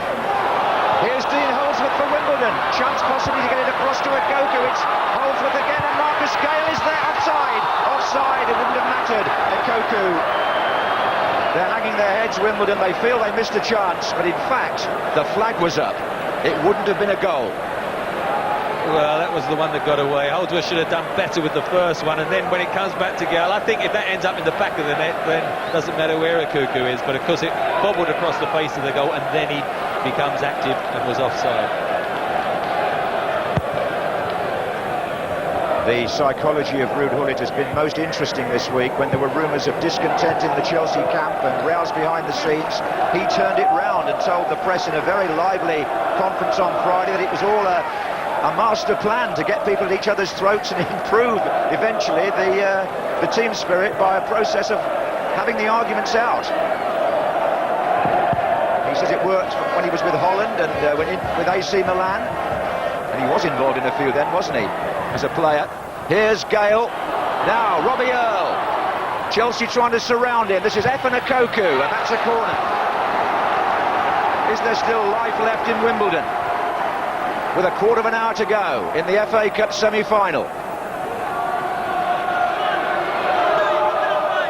Kimball comes across to take the corner. It's the same lineup in the middle. Holdsworth has gone far post.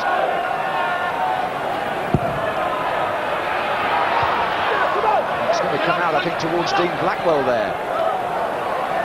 Vinnie Jones will want to take the long throw if it... Yes.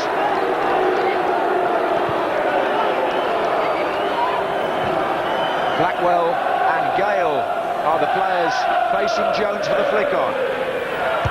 It's a good header out. Sinclair. Zola.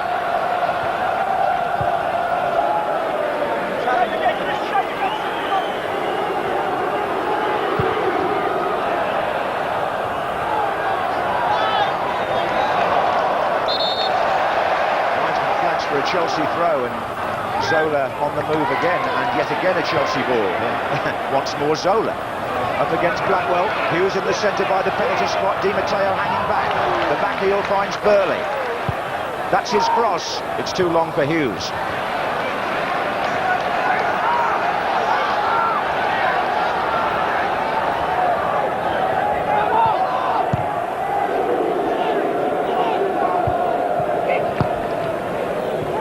It's a loose one from Clark. It's back by Perry. Oh, and Clark lost the place again there. That's poor passes from him. This is Cunningham. Now it's Leonardson. Arms up in the 18-yard box there. This is Holdsworth. Cunningham again. Wimbledon pushing it around a bit. Leonardson back again to Cunningham. tackle. Oh, yes. Clark in the end was decisive. Yeah, another good tackle from Steve Clark here. One, didn't he, a couple of minutes before near the byline, and again, although Zola and Hughes, I'm sure, will get the headlines if that scoreline stays as it is. I think a real pat on the back for that defence of Chelsea. Much maligned this season, and quite often by myself, because they've conceded more goals than anyone else in the top half of the Premiership. But this afternoon, they've all done their job superbly.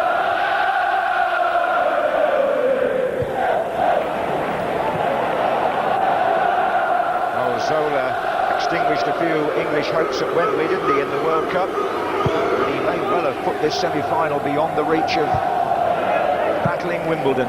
They'll always do that, but it has to be said that whereas Chelsea have created openings, Wimbledon today have found it difficult, apart from crosses, to really test the goalkeeper. This is a Koku. They might now. Leboeuf on the break. Chelsea are finding space. Leboeuf will continue his run here.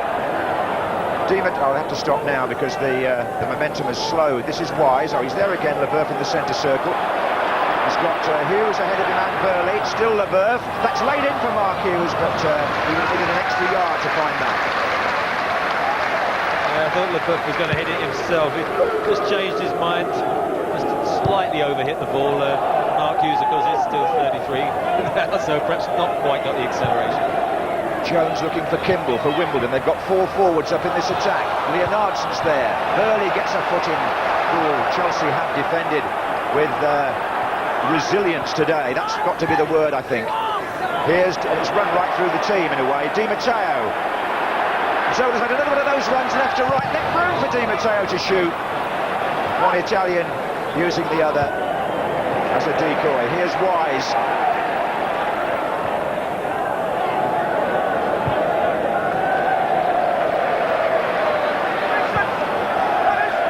Hughes. Already knew every Chelsea pass being cheered.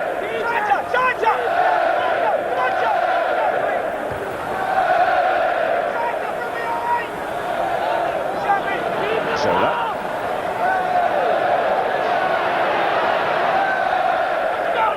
Well, to say that Chelsea have got control of the match at the moment would be an understatement. They only need to be... They only need to be set. He's on again. To be sensible here, and Wembley is coming ever nearer for Ruud Gullit's team. And Zola's now won the ball cleanly and got past the challenge. That's wonderful play by the Italian. Here's Di Matteo. It's curled, and Sullivan's there. Well, they're playing well there, aren't they, Chelsea? Making Wimbledon work to try and get possession, and then Zola unlocking the door again. Di Matteo ignoring Dennis's wise overlapping run. The pace of the shot not quite going to beat Sullivan though. Well, I saw a sublime performance on this pitch yesterday from Bergkamp. Zola is turning on something similar today. He set up Di Matteo there. This is Jones. Looking for Leonardson. Well, still Wimbledon press. Jones waves them into the centre. He's going to take the corner himself. It's short towards Marcus Gale. Oh, and the goalkeeper, who had Leboeuf on the line, but Rodos took responsibility, as he has all afternoon, or all lunchtime, as it probably should be said. Here's Zola. They'll enjoy their Sunday lunch if they win this, Chelsea. Zola with 3 up alongside him. It's still Zola, and now it's Di Matteo. And he just rather lost it there to Cunningham, and it's Wimbledon who are able to break away in the last 10 minutes now with Leonardson. Just think we'll have to put this performance of Zola's into context if it stays like this, because, as you say, he is going to figure in some headlines. This is Kimball. And it's Holdsworth for Wimbledon. They're not finished. Ikoku was not helped by the cross, though. Driven away by Burley towards Hughes. He tangles with Blackwell.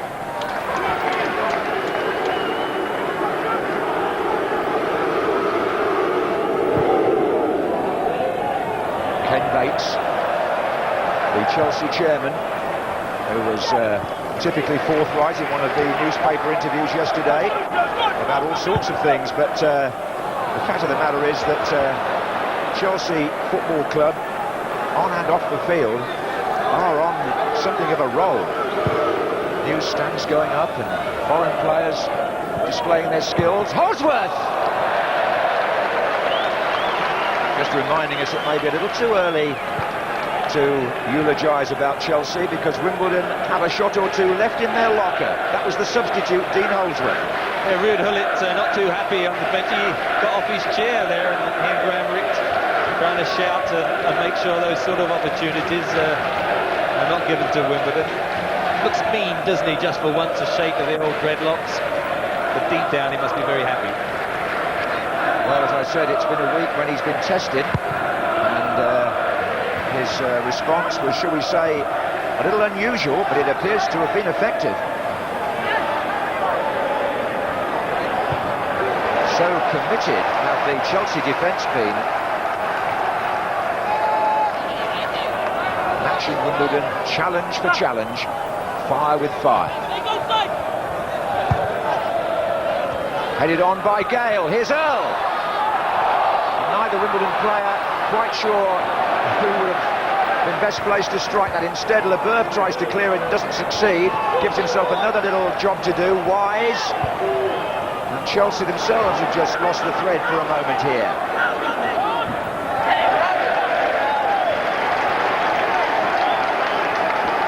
What do you generally see as the main difference here between the two sides? Zola? Well, I think we always said Chelsea have got the skill, particularly up front with Hughes, the way he holds the play up, and Zola's brilliant individual play.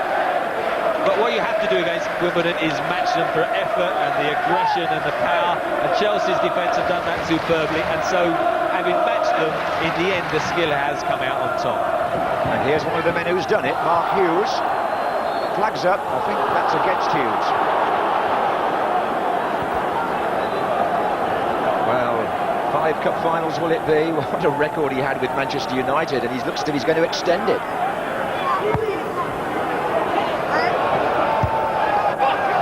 Warrior scored the first goal today.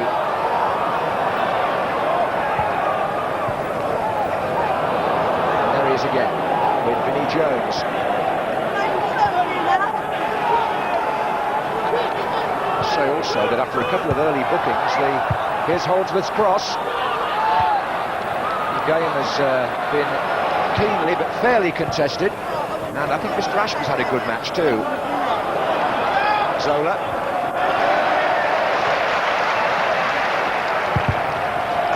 Any moment now, I'm going to have to ask Trevor Brooking to think about a man of the match for this Littlewoods FA Cup semi-final. Do you want a few more minutes, do you? Well, there have been some excellent performances. Defensively, I thought they've been great at the back, Chelsea. The first influence organisation. Johnson's won a lot of power in the air, and Clark and Sinclair either side have competed exceptionally well. All of them have done the job, but in the end, you know, a semi-final, I think, is a stage where you like to be entertained, you like to see a bit of flair and individual skill, and I think Zola in the second half, I mean, he was involved in the first goal, but I think the second half performance has been quite magnificent. He might clinch it here. It's Zola on the right for Chelsea. And this is great burn, it's a deflection, and it's just hit the roof of the net. It's going to be a corner. The deflection was off a Wimbledon player, says Mr. Ashby. Zola pulls it back, Burley shoots, yes it was off the heels. And Chelsea here in the last 5 minutes have a 2-0 lead and a corner. Zola.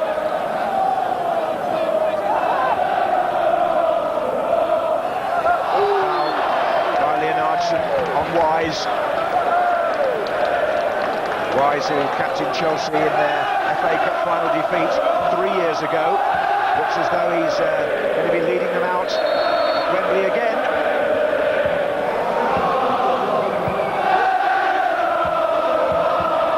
Singing tells the story. Burley goes past Jones. Goal kick.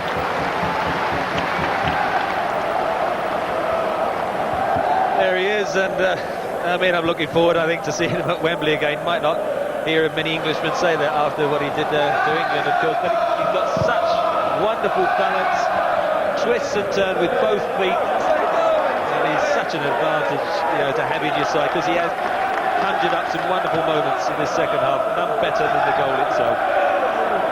Here's Zola now, working his... Oh, look at that, exquisite. Burley got away. Hughes is waiting in the centre here for a cross. There's Hughes! Comes off two Wimbledon defenders who shut him down. Eddie Newton. Well, this will prompt some party among Chelsea supporters. If it's Zola again. And Di Matteo and Zola. It's really opened up here for Chelsea. Zola should have been three. Really should have been three. Zola, and before him Di Matteo, had so much room there against the tired and beleaguered Wimbledon defence. Zola could have just laid it to Dennis Wise, quite honestly. I think he feels he's in the mood to just hit the back of the net at any time, but they're rampant at the moment. I think there it is again. Dennis Wise, look at the space there. He's worked very, very hard. I think he's had an excellent match as well, Dennis Wise. But I think it's just a word of sympathy now for Wimbledon, because I can't see just 3 minutes, 4 minutes left. Getting anything out of this match and this season, which is a great shame, because they have contributed superbly, you know, not only in the league but getting to the semi-final of both cup competitions. And that man there, I think, has done an excellent job on a small budget compared to everyone else. So you know, well done to what they've achieved, but it's the day for Chelsea. This will be the first defeat they've had, Wimbledon, in 15 cup ties this season. They didn't even lose in the Coca-Cola semi-final. They went out on the away goal, if you remember. Now, Vinnie Jones to take the throw. Cunningham. It goes back again to Jones. Chelsea still defend the penalty area well. That's the sign of a tired captain. Chipping the ball out of play. And it looks as if even that indomitable Wimbledon spirit has been quenched today by a Chelsea side who seem to have got better as the game has gone along. Just thinking about the Littlewoods Cup final, if Middlesbrough were to get there, and that's no disrespect to Chesterfield, who I think have got a chance this afternoon, how many foreigners there might be on the pitch at Wembley on May the 17th, but that's for another time. Certainly one of them has made an impact today. This is Earl. Sounds a bit rude, really, foreigners, isn't it? Overseas imports, Trevor.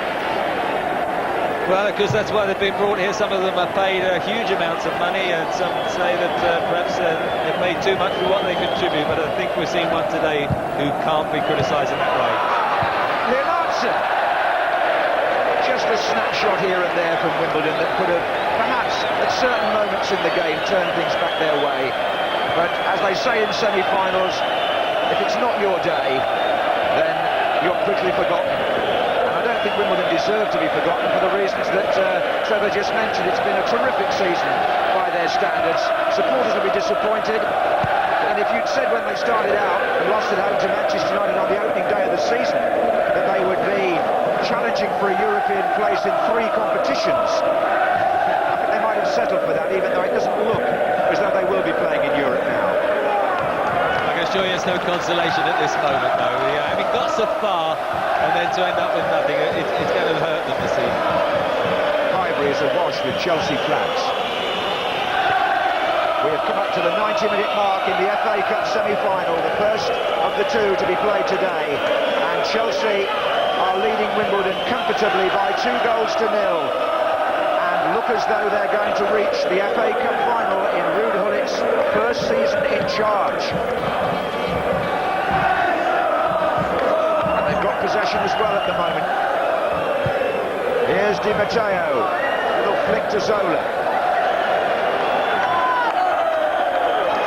Ruud Gullit's putting together a squad and a team now. I think they'll grace Wembley on FA Cup final day. They've got some excellent players, and Leboeuf and Zola, I think, are 2 of the best of those foreign players. He's onside, Mark Hughes. It came off Chris Berry. Can he make it 3? Yes, he can! It's Hughes again! And Gullit's team are there now. Hughes back at Wembley. Gullit there in his first year. 3-0 Chelsea.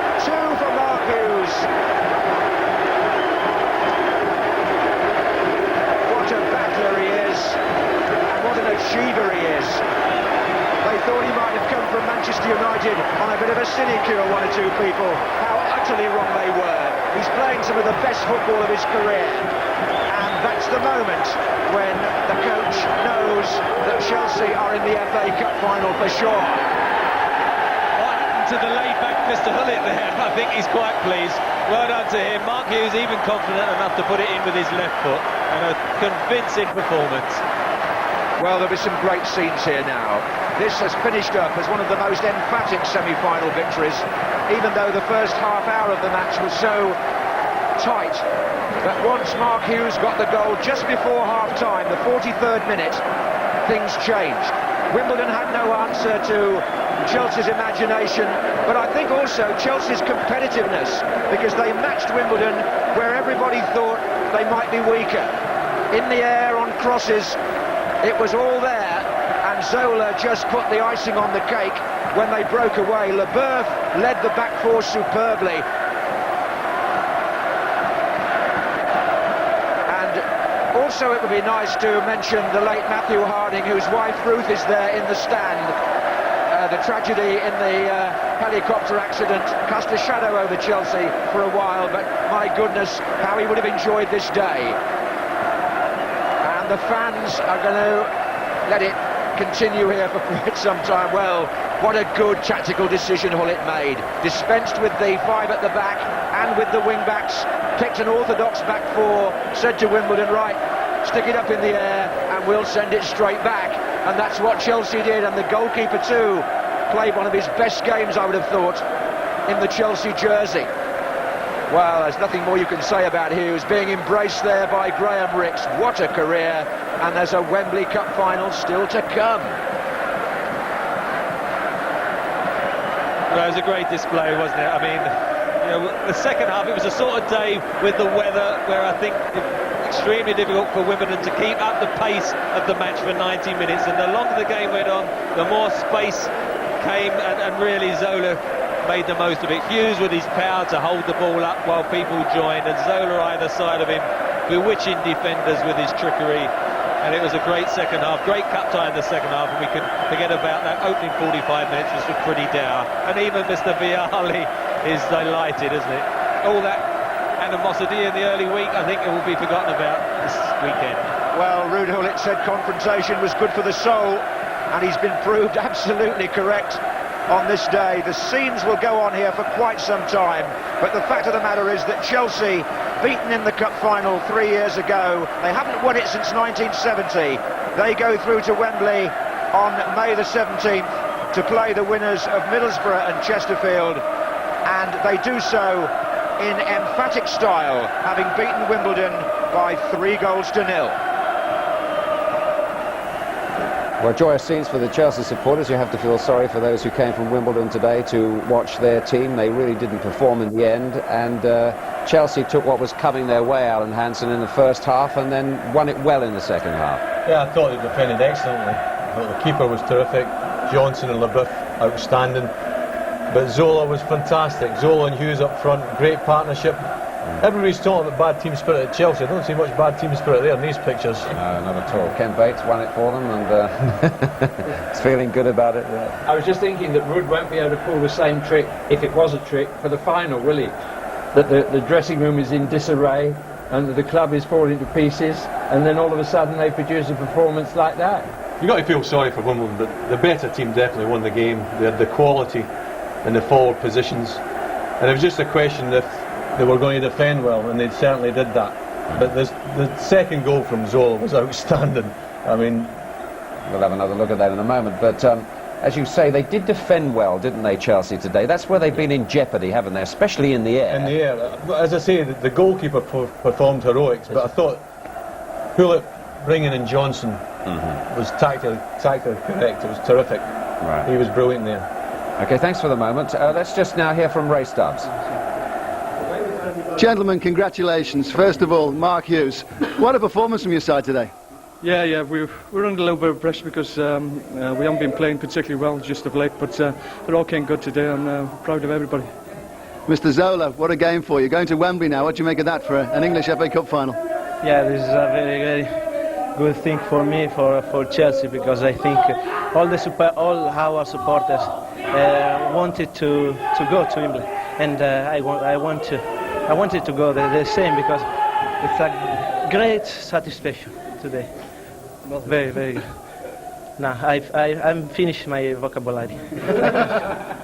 Dennis, he's been sensational for you the whole season, hasn't he? Yeah, he's been magnificent, so has Yuzi, to be honest, though. You forgot about Yuzi, he's been magnificent as well, and all the lads today at the back, I thought they're superb. Let's see your vest. What's the message there? It's just one, I've had it all the way through. It's cheer up, Luke, we love you. It's just a little one that I had a little joke with him, just to cheer him up a little bit before the Derby game, and ever since for the cup games, I've kept it. And, nothing wrong with team spirit with Chelsea today, was there? Okay, the boys are looking good, feeling good, and we had a lot of minds the last 2 games. We've had it a lot on this game, you know, and we showed how good we are. Gentlemen, thanks for talking to us. All the best at Wembley. Well, I think they've been favourites to win the cup since about the 4th round, Chelsea, and they're certainly on song at the moment. I mean, whoever they end up playing next month, you'll probably fancy them right now. Now let's hear what Ruud Gullit has to say about it. Well, you've had a startling career. What does an English FA Cup final mean to you now? Something extra on my career. I always hoped to be in a lot of finals, and if you are there, that you're going to win it. Nothing wrong with Chelsea team spirit today, was there? I knew that already from the start, you know. I knew that the team was thinking about this game. Everybody was saying that we couldn't cope with the strength and the hustle and whatever, and then today they couldn't do nothing, because we handled it well and we played very patient and good football also. Everyone talks about Mr. Zola and Mr. Hughes, but your goalkeeper and your defenders were sensational today. Would you agree? Yeah, you can see that they were really tuned in, and we changed also some things. I saw the Dons playing against Newcastle at home, and I knew exactly what I had to do against them, and it worked very well today. You can really feel that Chelsea fans just want you to win a trophy. You can just see that they have the feeling that there is something in it, and we have the same feeling. The only thing is that we have to be more consistent and not only focus yourself on one thing. And of course, I can't always change that immediately in 1 year, but of course, you hope as a coach that they will do it week in, week out. And we are not yet on that level, but we are working hard on it. Would you agree it'd be a great tribute to Matthew Harding to win the cup for Chelsea this season? Yeah, but a great tribute to him, but also to the fans who have been magnificent, and also to our chairman, Mr. Ken Bates, because he works very well for the club. He works very hard. He does more than most people think he does. Ruud, thank you very much. Congratulations. Enjoy Wembley. Oh, he's done a great job. How would you have enjoyed playing against Zola in your time? Different as well. I mean, yeah. I think his movement off the ball is fantastic. He's very tricky on it, but his movement, he leaves defenders for dead. The only compensation, Des, the only thing I've got to say, if he's going to take over your job, he's got to improve his English. There's no danger. Hansen or Zola? Both. Thank you, gentlemen. We have to go. I hope you've enjoyed it. And the marathon before that, we've got Tiger Woods to watch later in the day. And, of course, highlights of the second semi-final at 6:40.